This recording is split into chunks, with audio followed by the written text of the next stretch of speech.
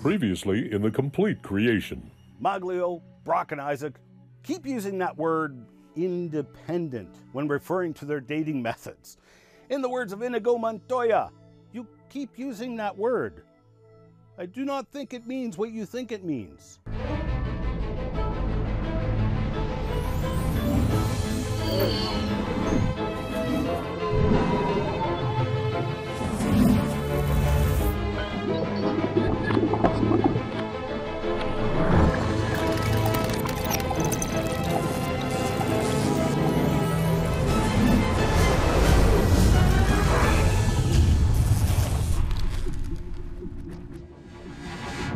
Hello and welcome back. You have been very tenaciously following through in this exhaustive series, and congratulations for making it thus far, especially after the last lecture, which was incredibly confusing to follow. But that wasn't my fault. Don't shoot the reporter. This lecture is going to be just as confusing as the last one, and for the same reasons. We were walking the trail with copious numbers of circular branch trails that all led to the same place with regards to radiometric dating of a layer of volcanic ash in Africa dubbed the KBS Tuff. It had been tested using multiple methods available in the toolbox of the Deep Time advocates, and all of the hundreds of samples. Almost a dozen different researchers at this point, and 4 different dating methods all pointed to an age for that ash of about 2.6 million years old. In the middle of all this testing, skull 1470, a fossil human skull, was discovered immediately below that ash layer. The dates previously assigned to the KBS Tuff meant that that skull was now the oldest fossil human to have ever been found. The discoverer of the skull, Team Richard Leakey, wanted badly to retain that title for the skull, but a problem was fomenting in the background. The skull was far too modern to be that age, according to the evolution model, which demands that man physically change, evolve, over time. According to that evolutionary timeline, the modern features of the skull should place it way up here on the timeline, not back here, which is where all the different dating methods were placing it. In all of this, we wound up in a rather unique situation. The rocks were dated first in anticipation that the site would lead to important discoveries. And then, years later, Skull 1470 was found. I bring all of this up as we analyze the different dating methods used to argue for deep time and an age of the Earth millions of times greater than the 6,000-year age the Bible gives us. The most ardent advocates of deep time will often call upon alleged examples of multiple radio dating methods, all agreeing on the same age for one rock, to build up a compelling sounding narrative showing the radio dating methods work. But now, those same deep time advocates have painted themselves into a corner and initiated a battle royale. Something has to lose in this conflict. Either the age of the fossil and all of the work, all of those scientists over years using hundreds of samples and multiple dating methods, or the evolutionary column.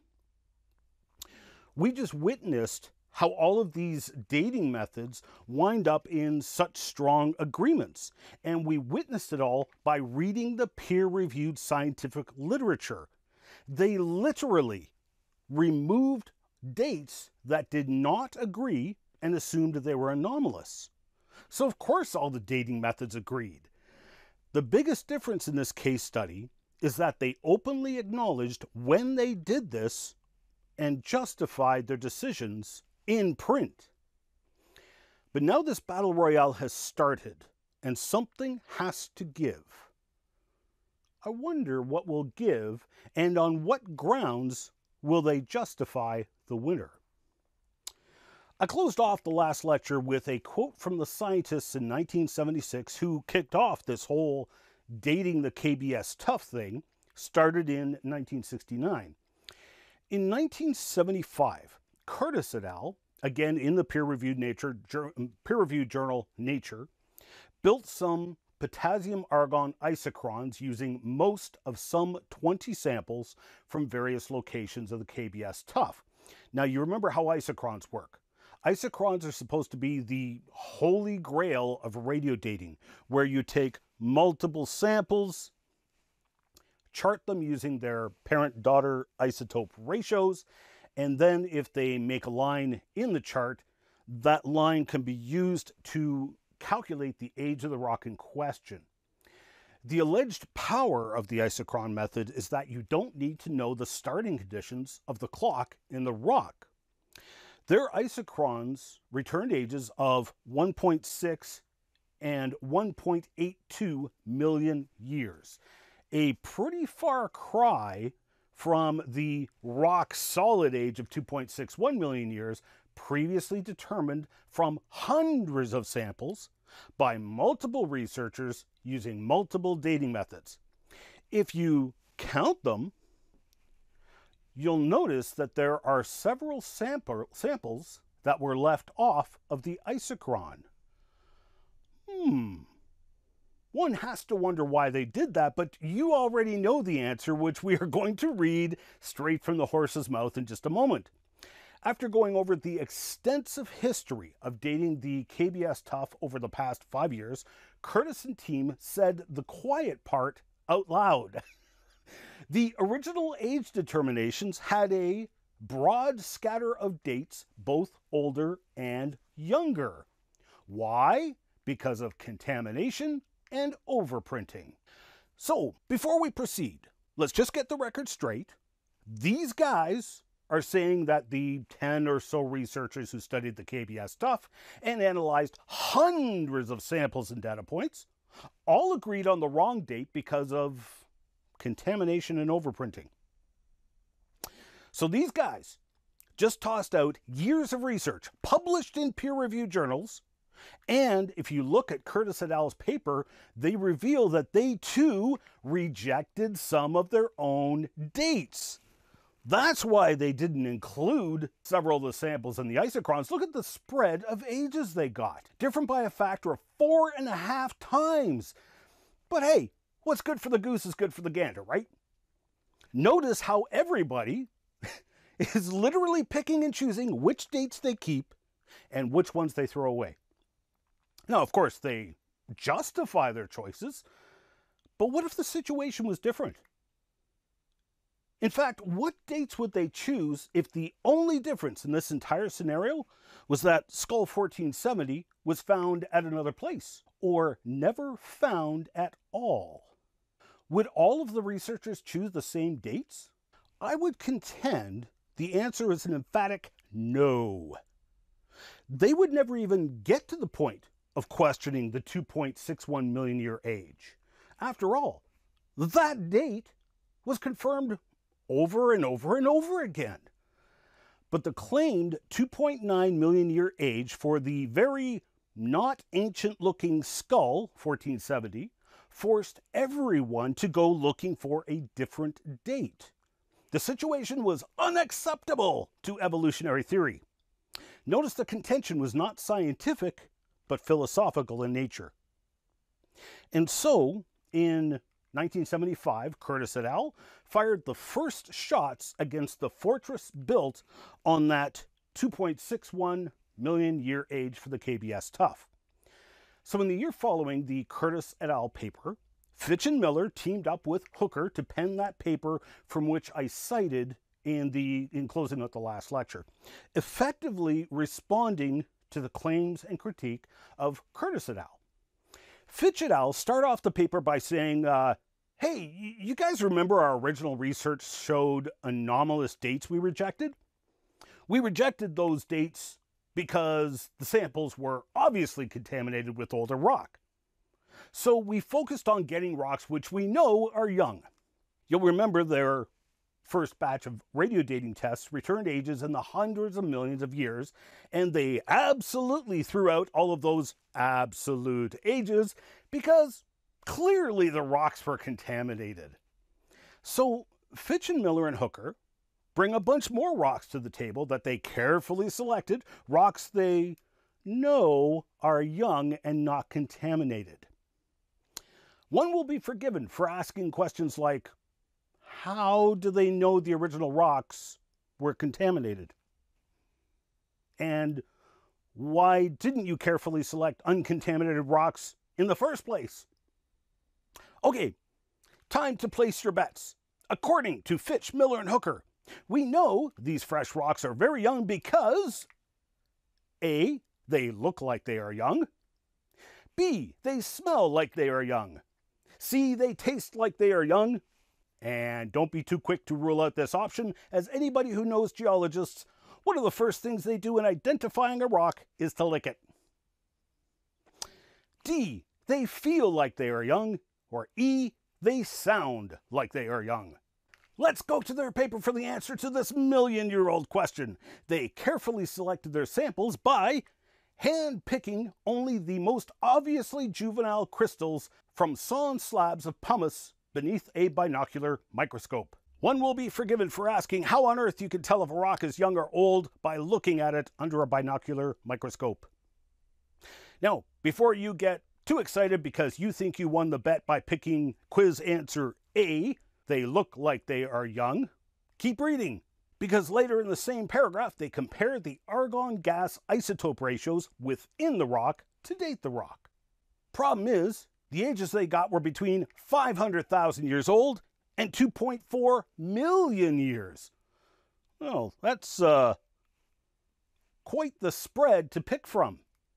Ages different by a factor of almost 5. However, they know the rocks are not contaminated because, after all, they spent copious amounts of time hand-picking young rocks using a binocular microscope.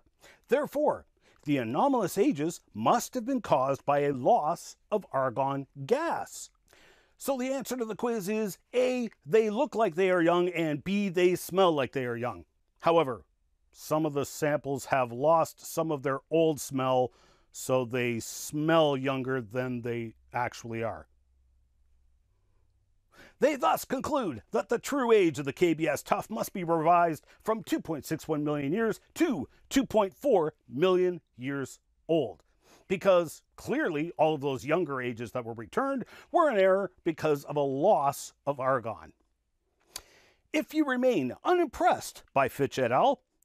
And their argumentation, don't worry, you're in good company, because even this 2.4 million year age is still way too unacceptable, because skull 1470 was found below the KBS tuff.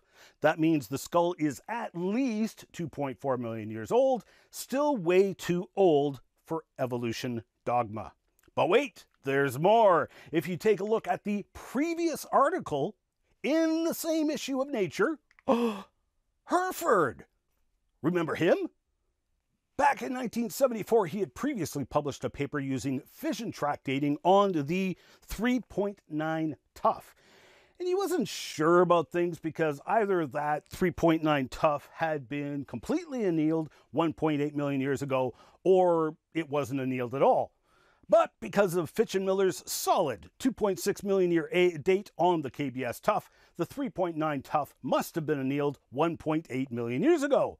But that put us in a weird spot because somehow the tuff in the middle of the sandwich got heated to the point of annealing, but the other tuffs didn't. Well, in that very same issue of Nature, Herford et al. Revisited the fission track dating method, but this time it checked out the fission tracks in tiny crystals called zircons taken straight from the KBS tuff. Using this method, they arrived at an age of 2.44 million years old, which is compatible with the original Fitch and Miller 2.61 million year age, and not compatible with the 1.82 million year age published from the group who won't be named. Curtis et al. As will become very important, this fission track dating method relies heavily on the half-life of uranium-238, something deep time advocates and most scientists would contend is a time set in stone and never varying. If the half-life times of all the elements used in radio dating vary, then the radio dating clocks would be way off, right? Especially if you're talking about deep time of, millions or billions of years. The longer the time, the greater the variation in the clock, and the greater the discrepancy in the age. Oh, by the way, did we mention that 3 of the zircons returned ages of 303, 380, and 293 million years old? Do you guys remember when Fitch and Miller first published their potassium-argon dates way back in 1970? They reported anomalous dates of 211 to 230 million years old. They rejected those dates because they were clearly too old. We come full circle with Herford and team, now rejecting the dates of several zircon crystals in their samples. But fret not, Herford and team know those zircons are older contamination because A, they look old and give an old age. B, they smell old and give an old age. C, they taste old and give an old age.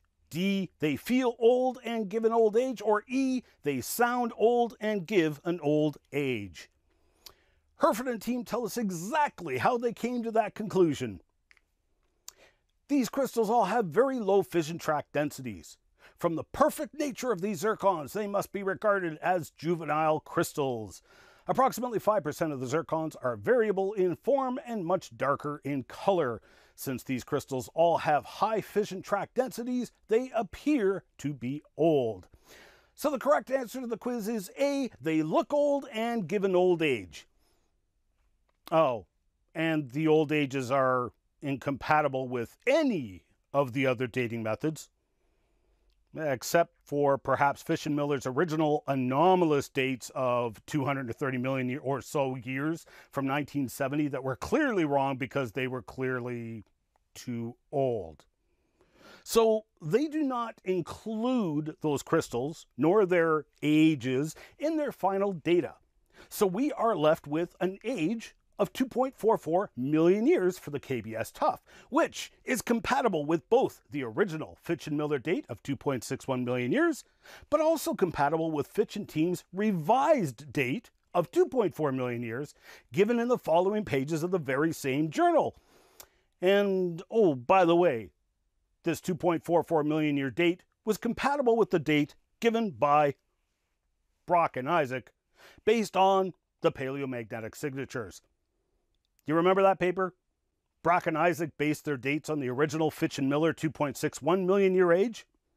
And do remember that Curtis and team even had isochron ages in the mix there. So Herford, Fitch, and everybody are now tossing out isochron ages that were published in the peer-reviewed scientific literature.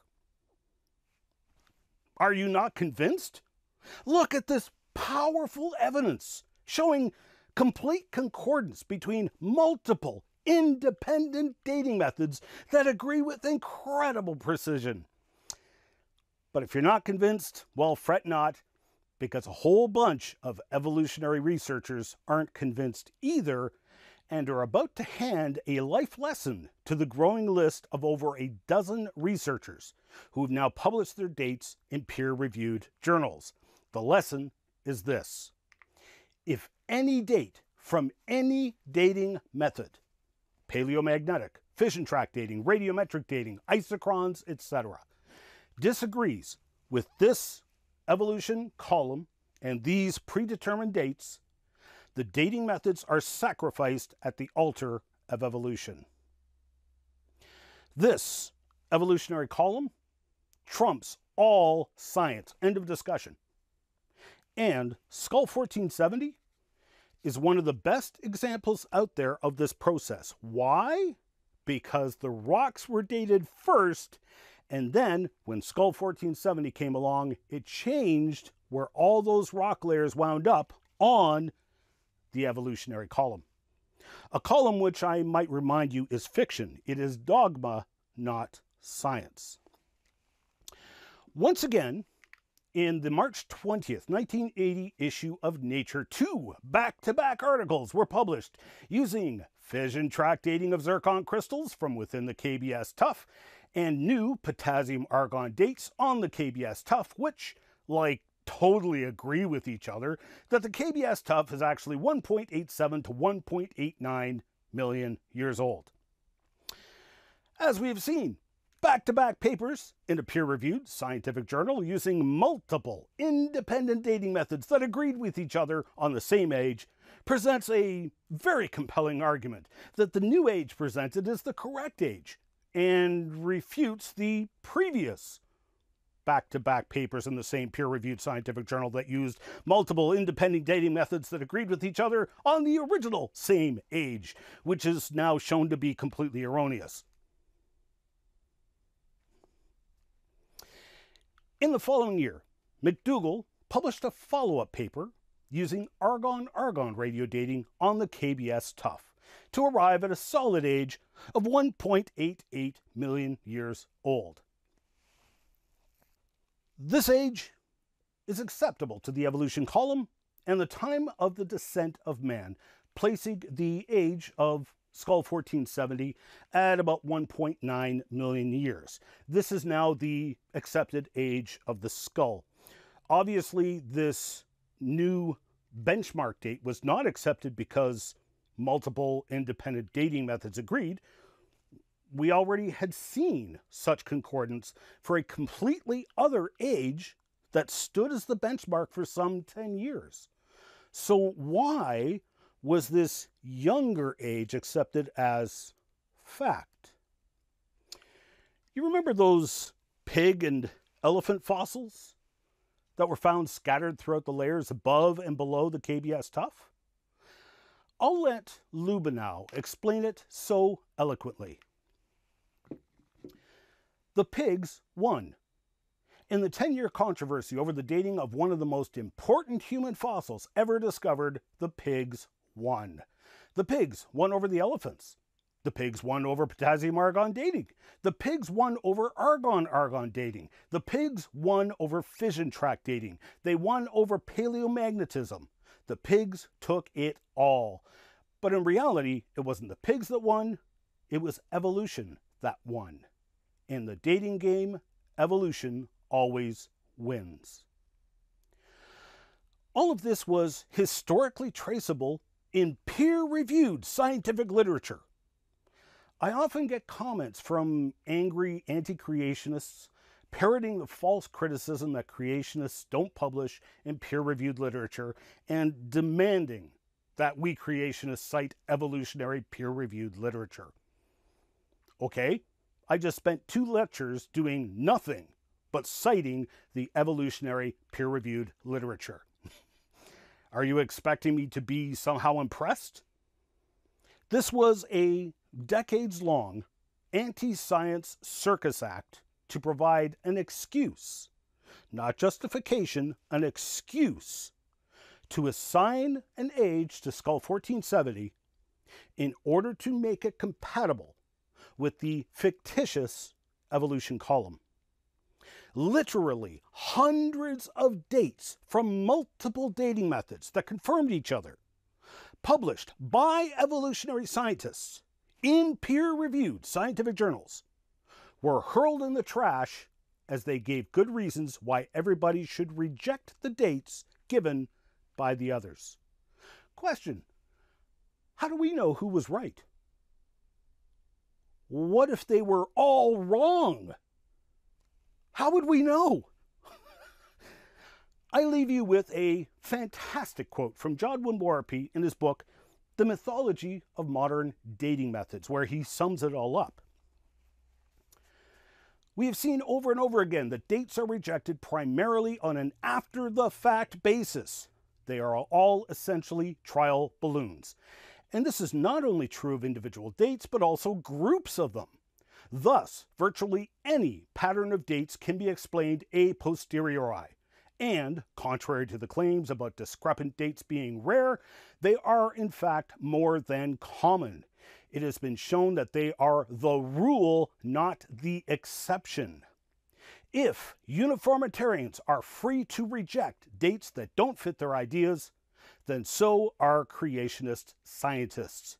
And if it is correct that only a relatively small number of dates are supposedly highly reliable, this means the creationists end up rejecting only a relatively few more dates than the uniformitarians already do. With the aforementioned fact that so-called reliability criteria are they themselves subjective, this takes on further significance.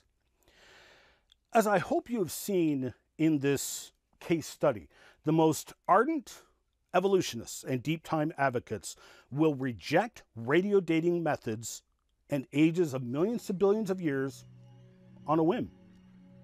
The evolution column dictates what ages are acceptable and which are not. Now, you are welcome to believe all of this, but it is religious dogma, not science. In the next lecture, we'll take a look at the most common dating method that you've all heard of and uncover how it is actually the friend of young Earth advocates. Coming up in the next Complete Creation. Because they collected samples from the Triassic, Jurassic, and Eocene deposits, this would represent evolutionary time of 37 to 245 million years, 208 million years total. The flattened Pleochroic halos and the radioactive decay that took place afterwards conclusively shows us that, in fact, 208 million evolutionary years were actually all one event a few thousand years ago, exactly in line with the biblical account of a global flood a few thousand years ago. You can catch the entire series in a variety of ways. You can watch the show online at www.completecreation.org or www.genesisweek.com. You can also purchase the Complete Creation series in full high definition on Blu-ray or video on demand at completecreation.org. Or support the Miracle Channel with a monthly tax-deductible donation and access the entire Complete Creation series in high definition through Corco, Miracle Channel's video on demand service. We need your support to keep this program on the air, so please pray for us. And if you wish to financially support the program, Canadians can make a tax-deductible donation to Core Ottawa, Canada North Post Office Box 72075, Ottawa, Ontario, Canada, K2K2P4. Or you can make a donation via PayPal online at ianjuby.org/donations. And thank you for your support.